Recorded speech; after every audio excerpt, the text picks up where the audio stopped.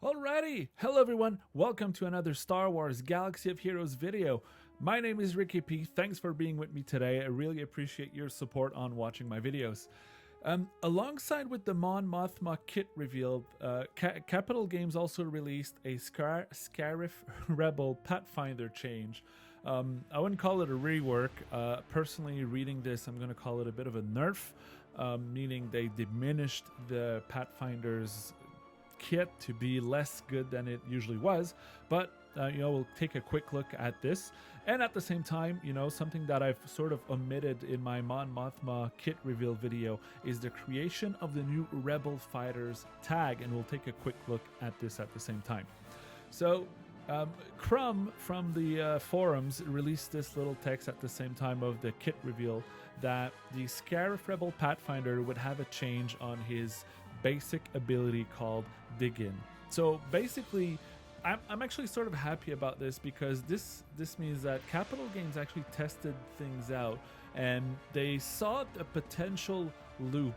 So Mon Mothma's kit had a potential, wrong window here, but Mon Mothma's kit had a potential to cause a nearly infinite loop when combined with the turn meter gain from the Scarif Rebel Pathfinder's basic ability. So they saw this and they proactively changed something so that it wouldn't cause a bug or an infinite loop within the game. So that's a very positive thing. That's good. Now, what they changed though, so the Dig In basic ability, as you can see here from the Rebel Pathfinder, is deal physical damage to target with a 70% chance to gain offense up for 2 turns. And then all other allies gain 15% turn meter. So turn meter is a big thing in the game. You want to control the turn meter, you want to reduce it for the other team, you want to gain turn meter. So every turn meter ability, whether it's on the basic or special or a unique, it's always very welcome. Now they changed this and they sort of removed the turn meter ability gain and changed it to this. So deal physical damage to target enemy and gain offense up for 2 turns. So it's not a 70% chance. You will guarantee gain offense up for 2 turns.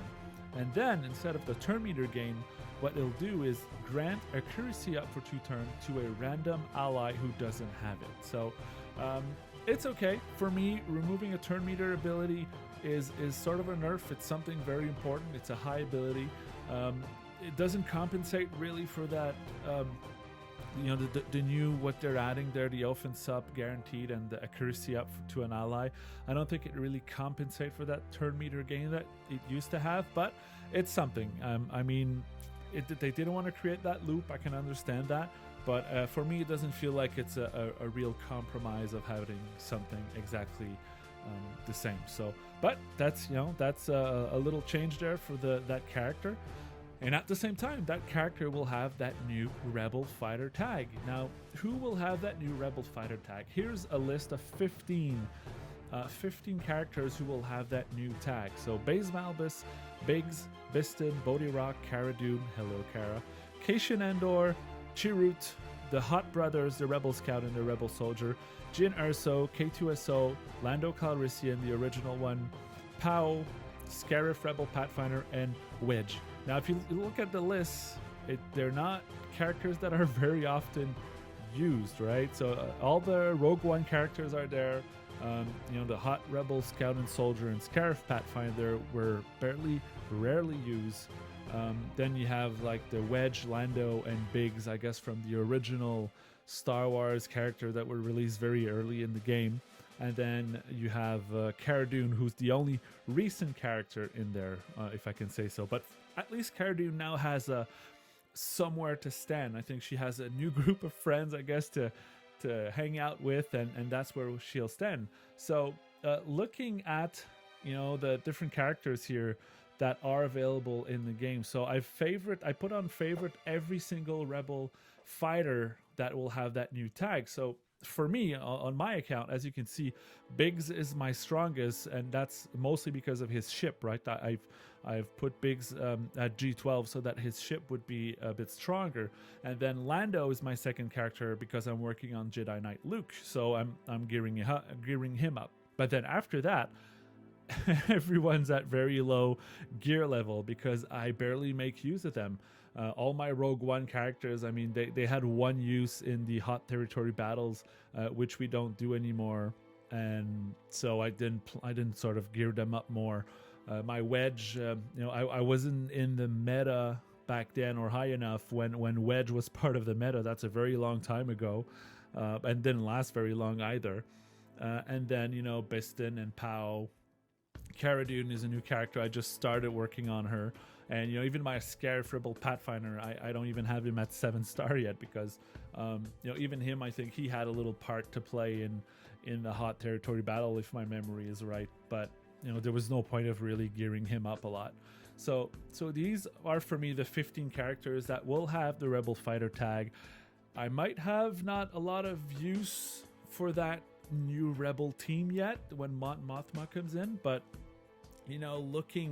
looking at those possibilities, I think that Baze, Malbus, and Chirrut will definitely be part of that new Rebel Fighter optimal squad. Baze being the Taunt, Chirrut being the Heat Eater. It'll be interesting to see if Jyn Erso, because Jyn also has a revive ability, that could be very interesting. And then if you add K2SO as a second Taunt, with Mon Mothma, and then that Rebel Trooper gets added on, as a summon. It could be a very interesting Rebel Fighter team. I mean, I don't think it's going to be better than the CLS, Chewbacca, Chewie, Han Solo, and C-3PO original Rebel team, but I think it could make a very strong PvE second Rebel team for sure. So it's going to be interesting to see what kind of synergy Mon Mothma is going to get with those characters. And my feeling is, why did they create a new tag? I mean, Rebel Fighter doesn't make a lot of sense lore-wise for Star Wars because, it's the Rebels, it's the Empire, it's the Resistance, it's the First Order, but we never heard Rebel Fighters necessarily as, lore-wise as a group of people, right? Because this is a combination of Rogue One and original Rebel Fighters, and then Cara Dune, which is part of the new era of characters. So that tag doesn't make a lot of sense. But what I think they want to start to create sort of undergroups of characters to sort of make use of them in some more PvE content, right? Maybe the Galactic Challenge is coming up, will require more different squads, right, to attack or to get through the event. So a bit like Marvel Strike Force, they have a lot of different squad groups, and they all have their use somewhere in different parts of their game. I think that's only my opinion or my idea, that I think that they wanted to start to try something like that. Little more, reduce the groups and niche them together so that we can start creating different kinds of squads or different kinds of ideas within different groups of characters, and maybe start having use for all those unused characters. I mean, who used Hot Rebel Scout, Hot Rebel Soldier, or Biston in the game recently? Not a lot of people. But now if you start creating like a leader like Mon Mothma that will sort of buff them up by her kit, maybe we can start having more, like, diversify our squads, and maybe it could be a potential good Grand Arena team here also. So I like the idea. I like where this is going. I think it's positive, and it's going to bring something new and something different to the game. So there you have it.